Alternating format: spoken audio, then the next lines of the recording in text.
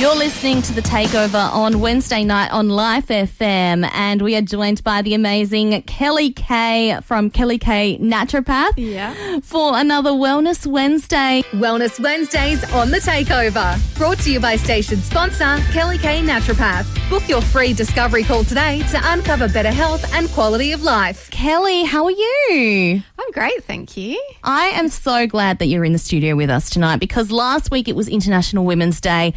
And tonight for Wellness Wednesdays, we're focusing on women's health, basically, which is very timely and very important, I think, to focus on, because throughout everything we discuss, we're trying to obviously speak to both men and women. But I think in tonight's chat, we're not only speaking to the women, because they already know most of this stuff anyway. We're speaking to the young men who perhaps have a sister or a girlfriend or a mum or an auntie or someone close to them who is experiencing periods. That's what we're talking about tonight. Yeah, absolutely. Really important topic. It is, it is. And I don't think that it's something that gets discussed very often. I know it's still taboo to talk about periods, particularly, I think, on the radio. So what we're doing tonight is very important, in my opinion, particularly around International Women's Day, is a bit of a leverage for us to discuss this. But to get started, Kelli, I want to ask, what is a period? What is a menstrual cycle? So a menstrual cycle is something that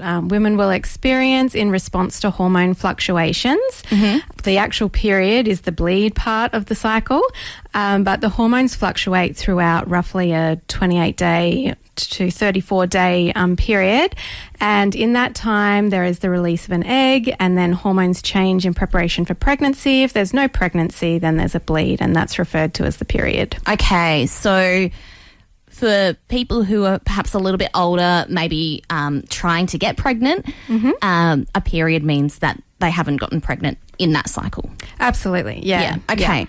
Yeah. So that's what a cycle is. What are some of the symptoms that can come with period or with the cycle in general? Yes.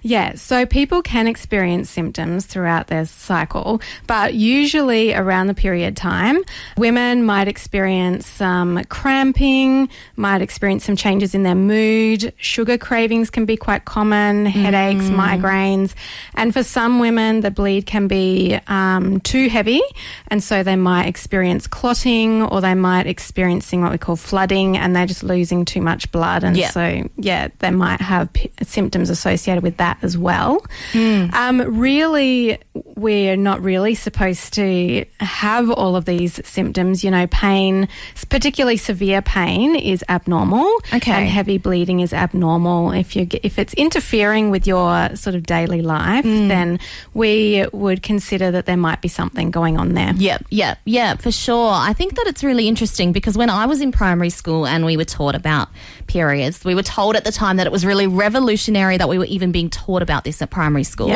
which was 15, 20 years ago now. Yeah. But in saying that, what we were taught was that all of those symptoms are normal, that it's normal to have, pain. It's normal to have menstrual cramps. It's normal to get a little bit moody around your period. And this is one of the big problems. Sorry to cut you off. This is one of the big problems that we have, is that women will often, they might present to their GP and say, I'm experiencing these symptoms, and they'll say, oh, that's just normal. They'll get dismissed. And so it can take a very long time for a woman to get a diagnosis if there is something going on, like endometriosis or polycystic ovarian syndrome, some of those women's health conditions that we hear about.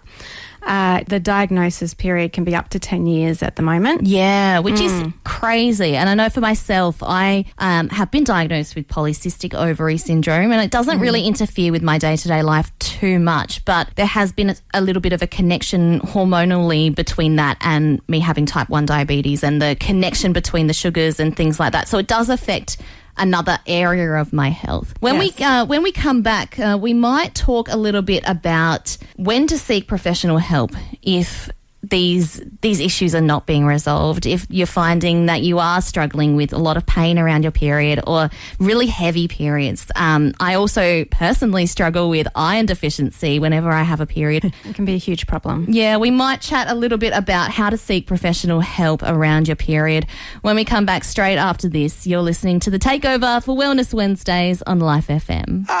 You're listening to The Takeover on Life FM, and we are partway through Wellness Wednesdays with Kelli K from Kelli K Naturopath. And Kelli, tonight we are talking about women's health predominantly because it was International Women's Day last week, and we're discussing predominantly period health. That's, I guess, one of the main differences between men and women when it comes to our health and regular lifestyles is that women have periods and men don't.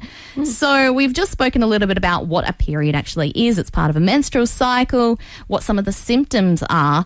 But before we start talking right now about how to actually get support when those symptoms are really out of whack and they're causing disruption to our everyday life, there is a little bit of, we were chatting a little bit off air about how the actual period itself can represent what is actually happening in the female body at the time. Can you go into that in a little bit more detail? So one of the ways to think about your period is as a report card for your overall health. So if often the period will be, or the menstrual cycle can be affected when there's other things going on. And these can be influenced by things in our environment. So our diet, our stress levels, even environmental chemicals now are a huge problem and play a big part in women's health because of their molecular structure is similar to some of our hormones as well. So all of those things can play a part in how your cycle presents itself. Yeah, that's right. Yeah. So is there a way that we can kind of look at our own cycle and judge that for ourselves, or is it something that's best to talk to a professional about? So you can get an idea for yourself. So some of those symptoms we spoke about in the first half, if you're getting excessive pain, you're needing painkillers. If you are building your calendar, changing your social events and things around your period because you feel so unwell, if you're having nausea, if you're having very heavy bleeding, clotting, all of these are signals to first point of call, go to your GP and try and get some investigations happening to see what's going on. And then perhaps reach out to, a naturopath or a nutritionist or someone who can help support you through looking at what you can do in your diet, using nutrients and herbal medicines as well to try and support a healthy period and a healthy cycle. Yep. So those would be the two areas I would go for first, and make sure you're doing all the basics like getting enough sleep and trying to get some movement, eating lots of fruit and veggies, drinking lots of water, all those types of things that we talk about probably every week. But yeah, those kinds of like everyday wellness and health kind of things. Yeah. Before we kind of wrap up, I wanted to just ask quickly for the young men who are listening who are thinking, yes, I do have a sister or a girlfriend or my best friend is female. How can I support them during those times where they are struggling with mood swings or they've got pain? What would you say to that? I think probably the biggest thing is if you can be open about allowing them to talk about it, and if you're comfortable or you can find a space where you're comfortable doing that, that's probably one of the biggest things, because otherwise it's very isolating for the person experiencing it. And so that takes away some of that isolation. Yeah. I think secondly, encouraging them, if this is an ongoing problem, encouraging them to get some professional support and getting some investigations, because there could be something underlying going on that could be addressed either medically or nutritionally or however you like, that could help alleviate some of their suffering. Yeah, for sure. I know we were going to chat about endometriosis, which we've kind of run out of time for, but just very quickly, Kelli, endometriosis can be something that can be shown through some of those really nasty symptoms of, of our periods. Yes. So endometriosis typically looks like very extremely heavy periods, usually extreme pain, and often, can be pain through the back and the legs as well. There's often digestive issues as well alongside that. nausea can be a symptom and often coincides with migraines and headaches around the certain times of the cycle. And endometriosis is something that 1 in 9 women experience. Wow. So it's a huge issue, very difficult to diagnose. Yep. Yeah, there's a lot of women, unfortunately, suffering silently. Who don't even realise. Yeah, who don't even realise, that's right. And even the ones that have had a diagnosis can find it quite difficult to manage. But there is hope. There are ways of sort of managing it so that it doesn't so severely impact your life and reduce your symptoms. So, yeah.